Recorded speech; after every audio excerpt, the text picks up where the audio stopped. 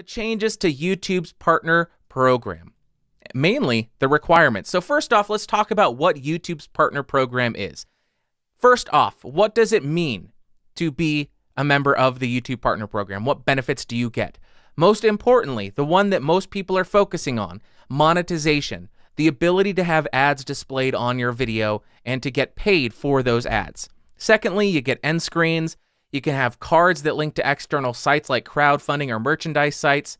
And then some features that all YouTube channels will continue to have are custom thumbnails, scheduled uploads, live streams, and custom URLs. So you're not losing out on that stuff. You're only losing out on end screens, which is kind of a bummer if you've already implemented those into your channel, into your videos. And then cards linking to external crowdfunding and merchandising sites. That does suck that you're not going to have a card up in the upper right-hand corner, but you still can put it first line of the description and people will still see it. So, just over a year ago, all you needed to do to be a YouTube partner was to upload a video. There were no requirements on subs, on views, on anything. But about a year ago, or maybe 6 months ago, I don't remember exactly the date, but they announced that you need to have 10,000 lifetime views on your channel to be a YouTube partner. That is a very attainable goal. Most people will reach that if you are consistent with your uploads. It just takes one video picking up. I have one video. Most of my videos on this podcast channel have a couple hundred views. And then there's one, I think, that has 100,000 views. And oh God, the information in it is so bad. So it only takes one video to hit that 10,000 view mark. But that's changed. So what have they changed it to? Starting on February 20th, 2018, you will need 1,000 subscribers and 4,000 watch hours in the last 12 months. So 1,000 subs on your channel in total, not a growth of 1,000 over the last year, just total. And then over the last 12 months, you need to have 4,000 watch hours. It sounds like a lot, and it kind of is. But I guess I should point out, nobody is going to be grandfathered in. If you're currently a YouTube partner, you're going to get kicked out.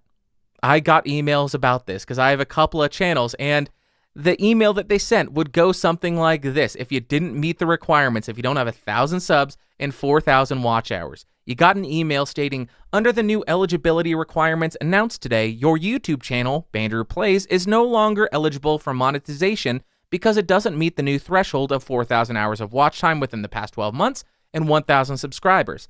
As a result, your channel will lose access to all monetization tools and features associated with the YouTube Partner Program on February 20th, 2018, unless you surpass this threshold within the next 30 days.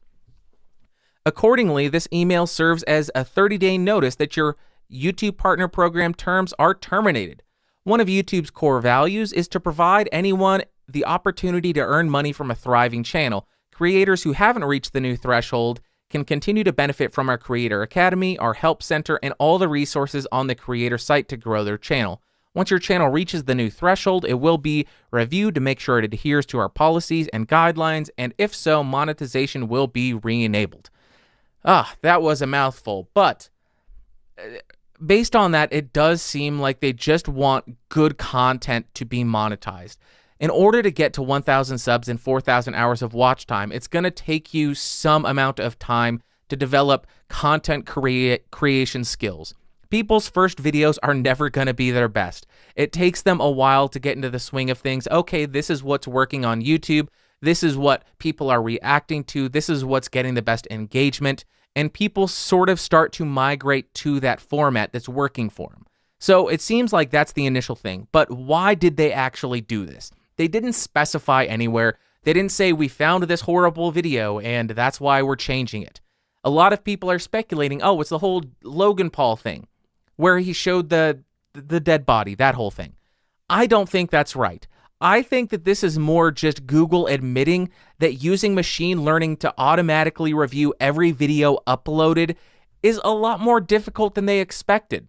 It's going to take a lot more computational resources. It's going to take a lot more time. It would probably take a lot more sophisticated algorithm to sift through millions of hours of video. It would be a very difficult endeavor. So to me, on the surface, that's what it seems like the reasoning behind this would be. So by removing channels under 1,000 subs and 4,000 hours of watch time, over the last 12 months, it's likely going to decrease the pool of videos that they have to review significantly, meaning the number of videos they have to run through this algorithm. It's going to make it a lot easier for them to do good quality assurance, because now they're only going to have to sift through 1 million videos as opposed to 20 million. So that's the motivation that I see. But the real question is this good for creators or is this bad for creators?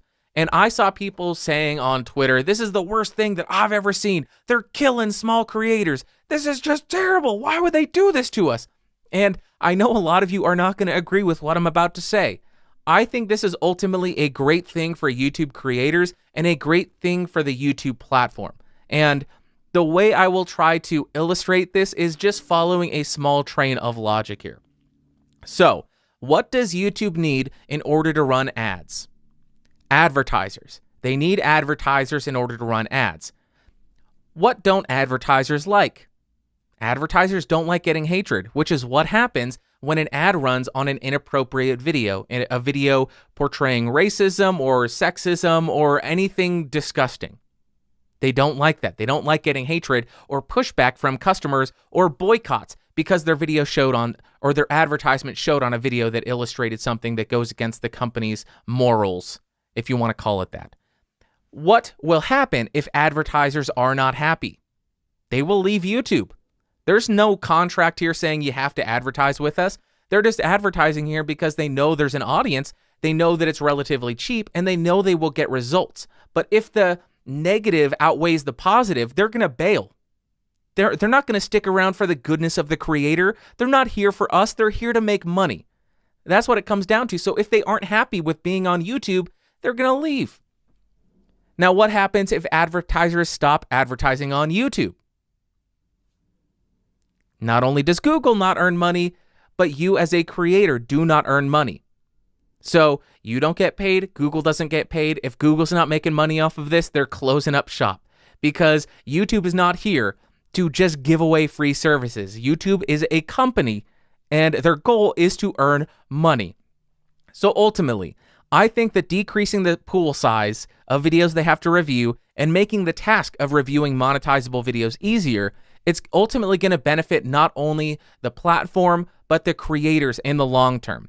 Because this is going to help ensure that once you hit that new threshold, 1,000 subs, 4,000 hours of watch time in 12 months, it's going to ensure that once you hit that threshold, there are still advertisers on this platform willing to spend money and allowing you to get paid and be advertised on.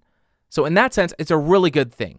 And I don't think that this move by YouTube should push anyone away from creating videos on YouTube. I think you should still keep at it. So when I first started on YouTube in 2005, I think about 6 months in, I uploaded a video and got somewhat of a hit. It has, I think at this point, it's private now because I hit all of that stuff, but it has 875,000 views. Do you know how much money I earned off of that? A big fat $0. So it could have been $800 at this point, but I earned $0. Did that dissuade me from creating videos on YouTube? No, it was for the love of it at that point. I didn't even realize it was a possibility to earn money because back then it wasn't. Now it has become a possibility, and now people say, I don't want to create videos unless I earn money.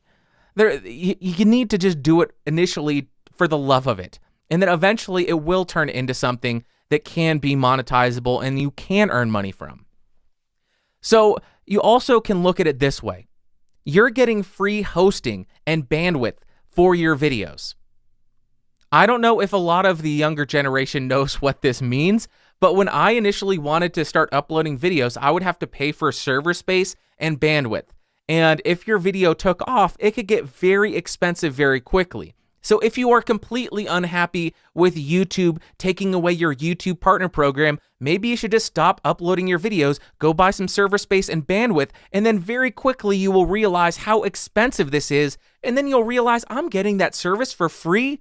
It's almost as though you're getting paid. It's crazy that we get the ability to upload for free with no server cost and no bandwidth cost to us. That is crazy. So that's my take on the whole situation.